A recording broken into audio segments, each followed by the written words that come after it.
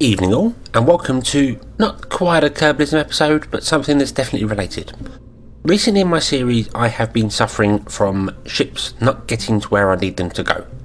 Not only from me pointing them at the wrong astral body, like happened last time, but more to the fact that I'm not giving them enough fuel to get into orbit and then onto where they need to go. There is a Kerbalism cheat sheet, they call it. It's a sheet that gives you all the Delta V requirements for getting around the Kerbal system. On that sheet, it tells me that to get to low Kerbal orbit, I need 3,400 meters a second of Delta V. Now, I'm pretty sure I've done that with way less than that requirement there. I'm not entirely sure quite how that works, but I'm sure. But if I go with those numbers there, that means that this craft here, which was the Minmus lander that was launched a few episodes ago, overall has enough fuel to get to orbit, but doesn't have enough fuel to get to Minmus. To actually get to and land on Minmus, according to this sheet, is 4,670 meters a second. We don't have that. We have 4,000. Now, the general way to make your ship go further is to add boosters. As you can see down here, that's what I did. I put 2 large tanks on the side with some engines, and yeah, that's obviously helping, but isn't helping enough. We need to go a little bit further, and to do that, you do add more boosters, but you gotta look at how they're going. Kerbal Engineer does give you a lot of information. It tells you how much Delta V and where am I looking here? Right, how much Delta V you have per stage. I'll go back to combat mode, and obviously how it goes up to do it. But the thrust to weight ratio is very important as well, because as I think I've said before, if it's not above 1, the craft can't leave Kerbal, can't leave Kerbin. You can change this, so we could find out, for instance, on Minmus what would happen there. That is how I found out that if I actually remove where am I? If I remove all this bottom stage here, doing that piece there, it doesn't give me a readout at all, so that's completely failed. Alright, taking that off, put it back on again. Nope, for some reason. That's very strange. But yeah, basically I used, when I first built this, obviously I didn't have the other parts here, but I used Kerbal Engineer to tell me that this tank here, with fuel in it, was enough to get me back into... was enough to actually get me home from the surface of Minmus, so that's why I turned that tank off. This one was used to land, to go around, to do whatever, and as soon as it ran out of fuel, we switched to this one, and just go home. But of course, we never got there. One, because I flew to the moon instead of to Minmus. That was a big mistake there. But more importantly, that it didn't even have the fuel to get there anyway. It was just under-engineered. There is a thing and a mod that I have that I've been ignoring called Auto Asparagus. This is an interesting sort of mod. Asparagus Staging is where you add multiple boosters to the side of your ship, more than just 2, and it connects all the fuel up with them, so they in pairs go around in a half circle and then to your centre tank. The idea behind that is that obviously fuel is always flowing into the centre engine, so that your centre main tank gets all of the fuel to it, and the outside ones drain faster. Once they're empty, you can drop them off, getting rid of the weight. If there's no weight there, then the engines that you've got currently attached to the vessel need to do less work to get it going. So overall, it gives you a bonus to it. With this this vessel here, I did actually have them both flowing into the centre one, so I could drop the tanks off quicker, but it still wasn't enough. So to that end, I've got 2 other craft that I've sort of looked at. We have the Minmus Boost. This is it's actually the MRV, the one that Jeb had stuck around the moon. I haven't put a fairing on it because I don't believe it needs one. I think this is all pretty aerodynamic enough to do with it. There's no thin points or anything to it, so... But this has got boosters just around the outside with no fuel lines connected to any of them. It's just there. All the engines would fire at once. It would then drop off the 6 on the outside, and then eventually drop off the centre tank and go onto this stage here. this gives me 5,308 meters a second of delta V. That means, according to the sheet, I can get to Minmus quite happily. It does have the bonus stage here, which has been turned off, so that can still get us home. I wonder if it'll work with this. Oh yes, there we go. So if I turn off that one there, obviously we have no fuel now. And if I turn on that one there, we have 514 meters a second of delta V. And if I'm reading the cheat sheet right, I believe it'll take 340 to get home. I think it was. Actually, I'll tell a lie. That's not on the cheat sheet. It was somewhere else I was looking to do with it, and I believe someone said that from the optimal place on Minmus, which we probably won't be, you can fire in one go and get back into Kerbin's atmosphere with about 340 meters a second. And I have been googling to try and find where I got that 340 meters a second delta V from, and I couldn't find it. I remember it was on a forum somewhere, but I couldn't find it. However, in my search, I discovered this website here. This is the Kerbal Space Program Delta V Planner.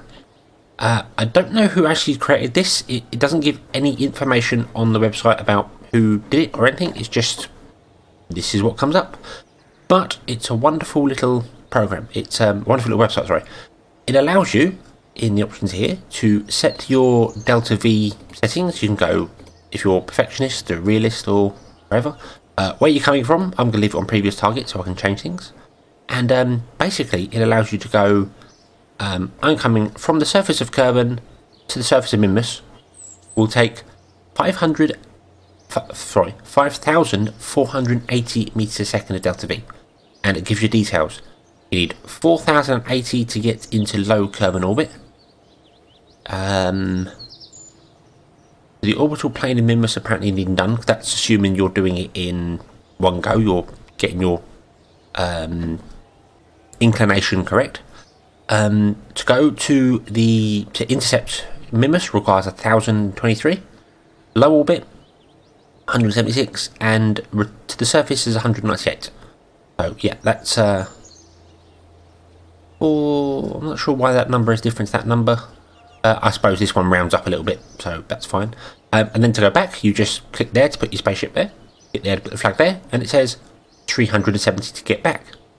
Now, the big thing I found about this was, if I set it to Perfectionist, click Apply, it's 340 meters a second. That's what sprung up to me. That's where I must have read somewhere or seen something, but this is very, very useful. If I set it back to Realistic, you could leave Kerbin and say we want to go to a low orbit of Duna, and it says you need 5,540 meters a second. It's just very easy. And then to go back, you just go, well, we're in low orbit, back to the surface of Kerbin, 810 meters a second. It's fantastic. It does give you a rough intercept as well. 300 days, I assume that's if you're at the closest point. That you're obviously firing when Duna's in its optimal window, not firing when it's on the other side of the sun or Kerbal. Again, with Minmus, it says 56 hours. Obviously, Minmus is just in orbit of Kerbin, so it doesn't matter where you launch.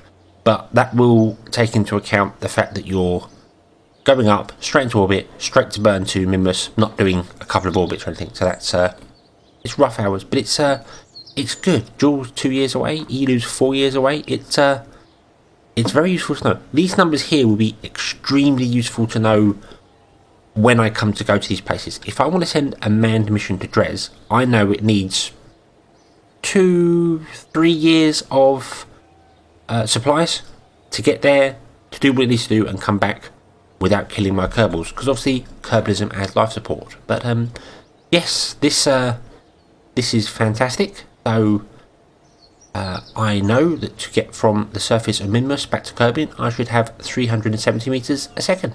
So 514 should be enough to do with it as well.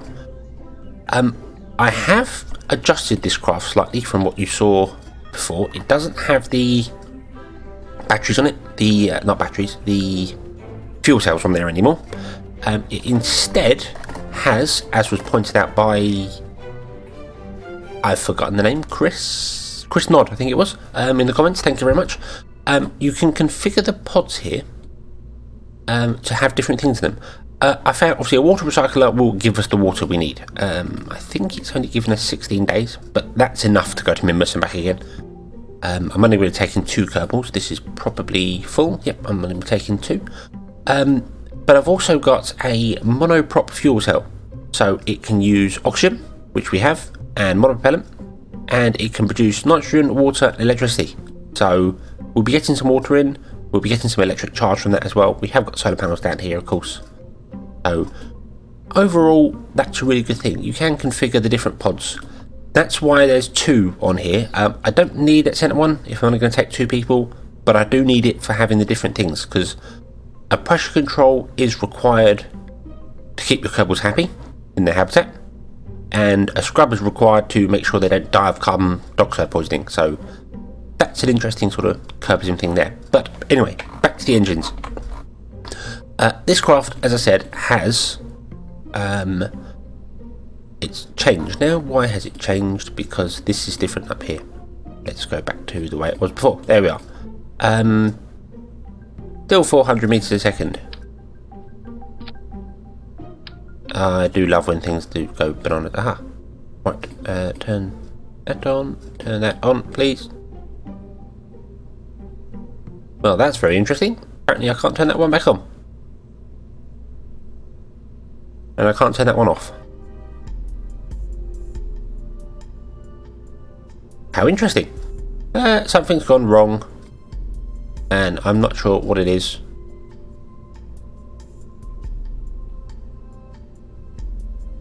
I've encountered some form of bug. I don't know what that is, but yeah, this one. Let's reload the craft. That'll do it. Let's save. Minimum boost. There we are. Off. There we are. 5,308. That's the number I'm looking for. So this will get to Mimbus, and we'll get down onto the surface, and hopefully we'll do some of the science that we can get, and then bring it back. But it's not asparagus. That is what this version is. As you can see, many more stages, but overall the delta V is 5,677. So we've managed to squeeze an additional 600-ish. No, sorry, 300-ish. I've just looked at those numbers and forgotten them. 5,003. Yes, managed to squeeze another 300 meters a second of delta V out there just by feeding the fuel around. You can see there, this one feeds into that one feeds to that one, and that one feeds into the center point, and it's the same on the other side. They all work in pairs. It is a little bit more complicated to build if you were building it yourself.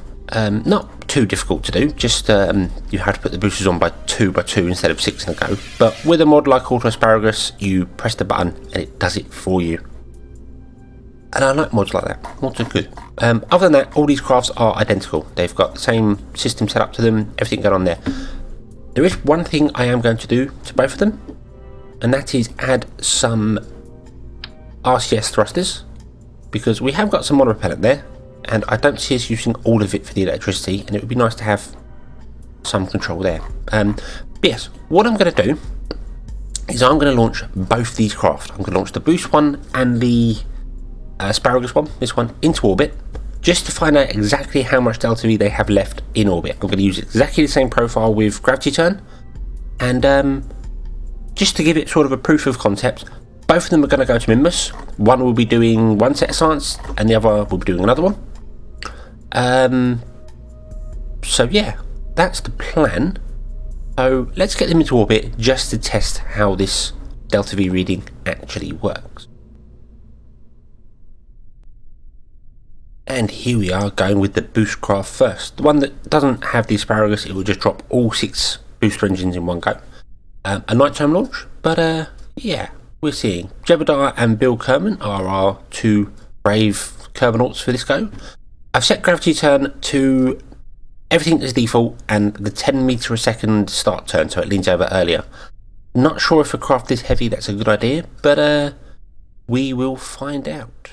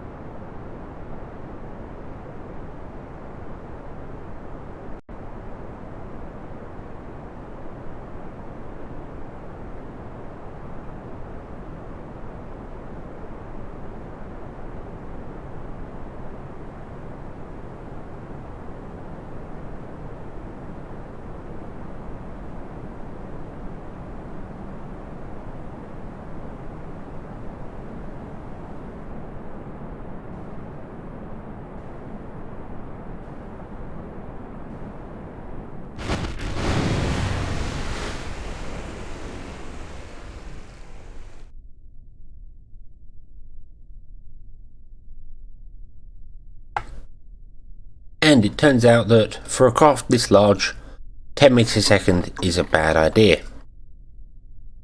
However, it would appear that the pod is the only thing that actually survived it. So, yeah, that's quite interesting. You can see there, I hid the little Kerbal computer underneath the parachute, and I did remember parachutes this time, so that's always a good thing. However, let's go back and try that again, shall we? And here we are, back, set gravity turn to its default settings of 100 meters a second before it leans over. The only change I've done from defaults here is the roll. I found that if you untick this little lock here, the craft doesn't rotate at all. It just stays whichever way it's facing at the moment, which, although isn't necessarily a problem, could become an issue with craft rotating as it's leaning over. So I just thought, untick that, it can just stay as it is and we can sort that out in orbit. But yes, so everything is set up, time warp is enabled, so let's launch this one again and hopefully get a bit further than just splosh over there.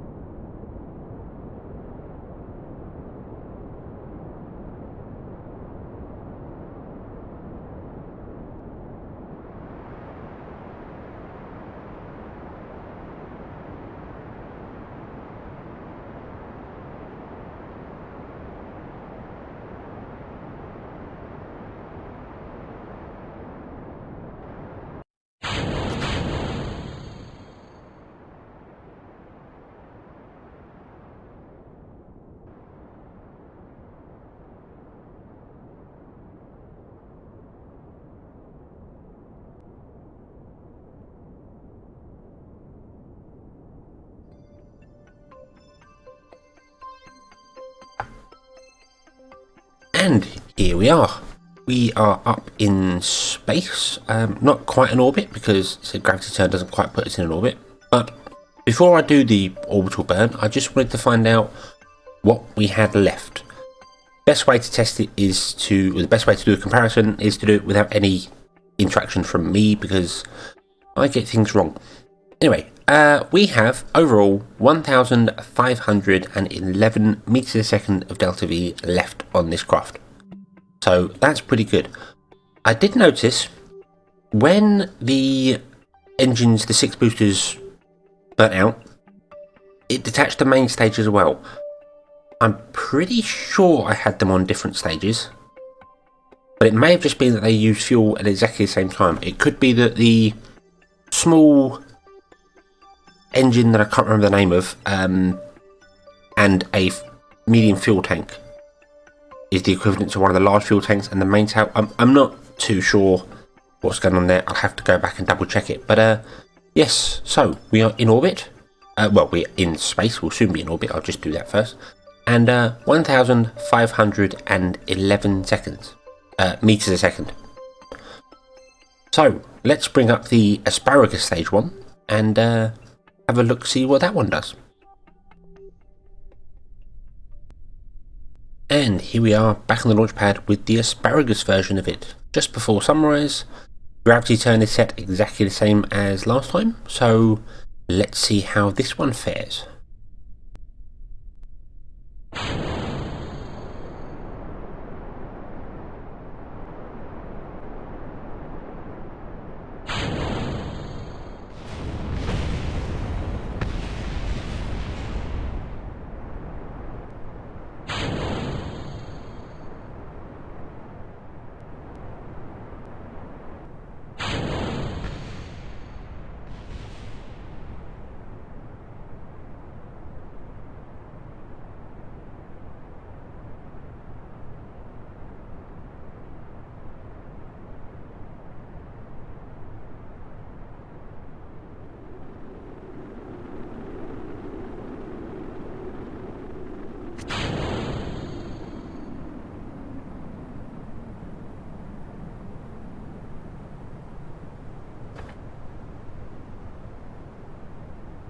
So, we have a problem.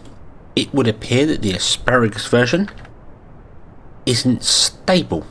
I'm not entirely sure why that is. It should be stable, but it's not. So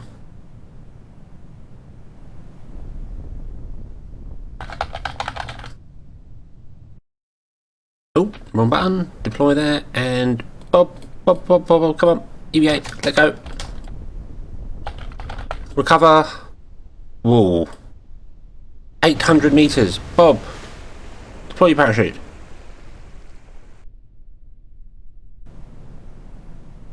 That's obviously our engine coming back down. I'm not actually quite sure what happened there.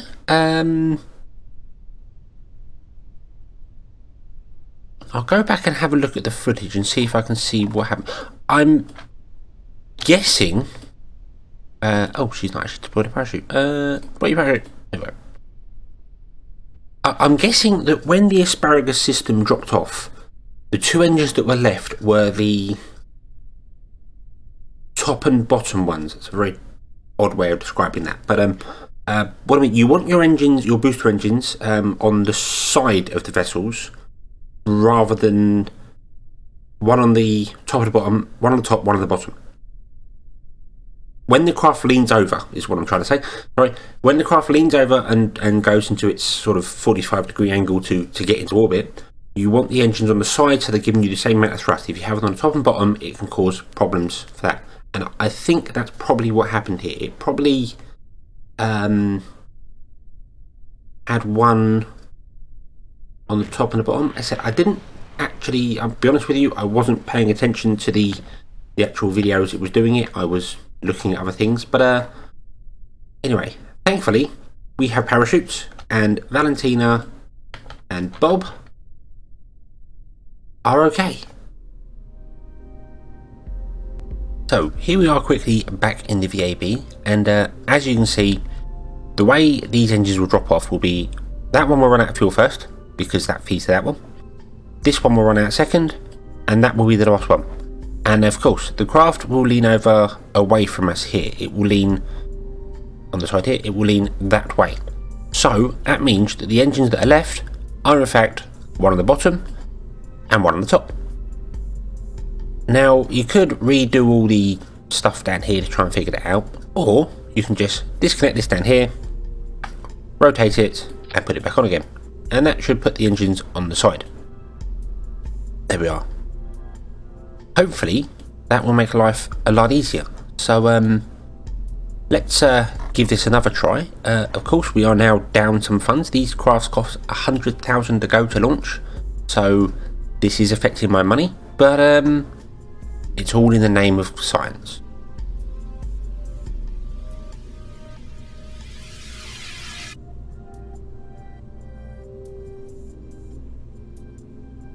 And it also would appear that there is another small problem. If I save that and leave, it would appear that one of the boosters has landed on the launch pad and destroyed it. That is obviously a problem. That is not something we particularly want happening. Because that's expensive to repair. So,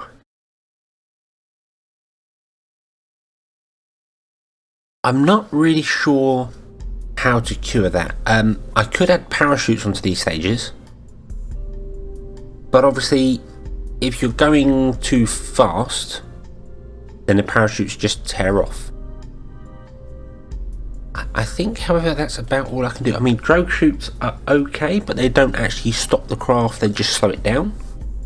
So, I think,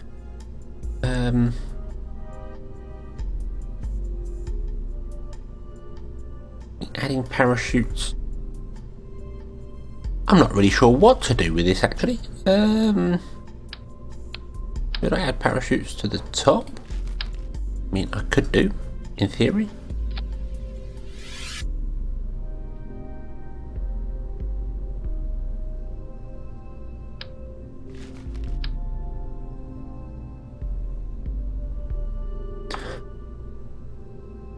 I think what I'm going to do here is add parachutes, but not to all of them.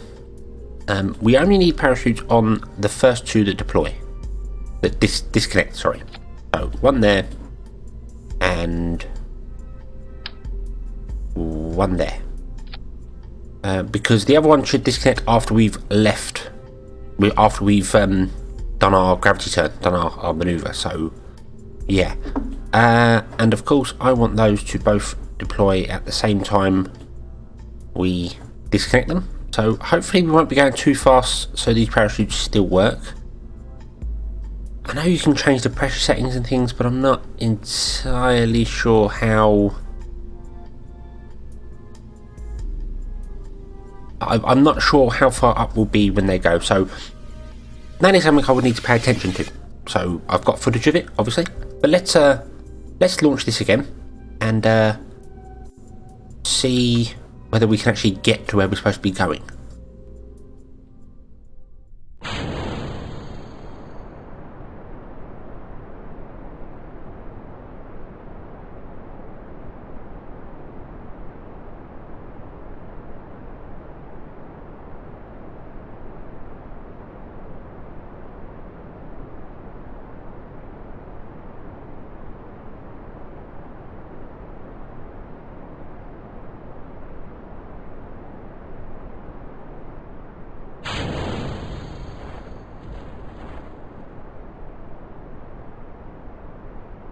And you can see there the parachutes did in fact deploy, so hopefully when they go down they'll tuck down nice and gently and not destroy our launch pad.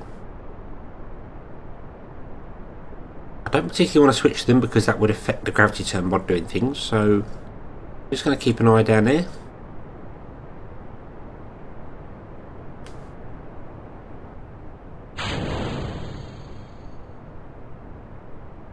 Now unfortunately our second stage does drop over the top of the Space Center. Looks like our first two did land successfully, there was no explosions. The second two, well, it looks like they're going to land either side of it, so we're okay. Might have to put parachutes on those as well. And the third stage actually they detach a lot quicker than I expected, to be honest with you. But yes, we are going, and hopefully we'll get into orbit and see how much Delta V we have left. So it's very clear here that this isn't working. Bring the menu back up. We need to slow down again and something is not going quite right with our craft. It's yeah, just not efficient in any way, shape or form. So let's do that. Point ourselves retrograde, trying to slow ourselves down a bit, which is fine because this is the heavy end. That's what the craft wants to do. And I suppose we shall abort again, and you'll have to parachute out, Valentina and Bob. And we may have to go back to the drawing board. Well, it turns out that our parachutes are quite good, but I'm still a little worried about the speed we're coming down at. I want to try and rescue as much of this as possible because, obviously, I want to save some money. These are costing me 100,000 to go, and I've already lost one. If I lose another one completely, that's going to be a real pain. So,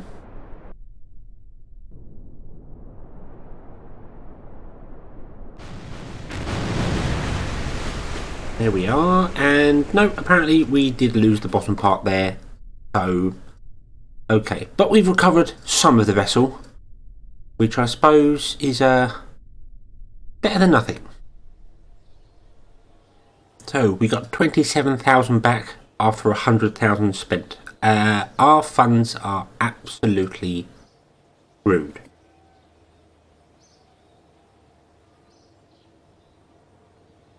We could, in theory, afford one more test, but no. Nope, I think I'm going to have to abandon the Asparagus stage system. Although it gives you more Delta V, it's clearly got a problem with its actual launching. It's, yeah, it just turns over too far. I could probably change gravity turn to wait for it goes up even further, but then that would make it less efficient. So, yeah. The other one I did want to have a quick look at, because with this booster one, where it just drops all the boosters at once, it actually drops all the boosters and the main stage at the same time. So I'm guessing all these boosters with the swivel engines use the same amount of fuel as the main tail and two large ones.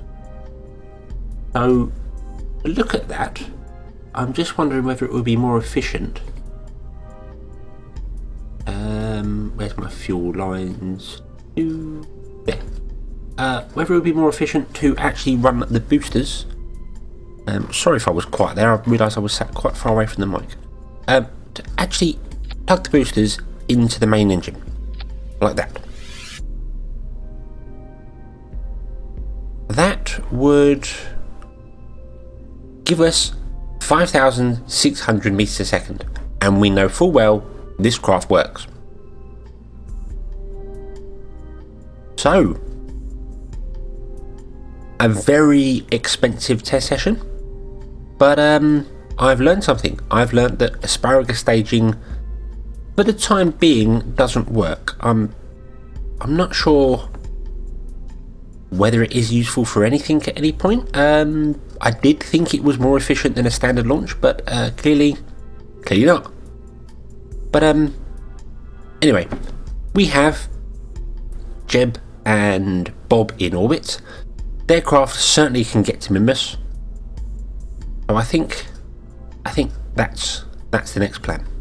So thank you very much for watching. I chose not to make this a main Kerbalism series episode because nothing happens in it. It's just me testing how asparagus works, or more importantly, how it doesn't work. So I thought rather than put it into the main series and have another episode where not a great deal happens, I'll put it as a little 0.51. Anyway, thanks for watching. I hope you've enjoyed this episode, and I hope to see you again next time. Till then, as always, have fun.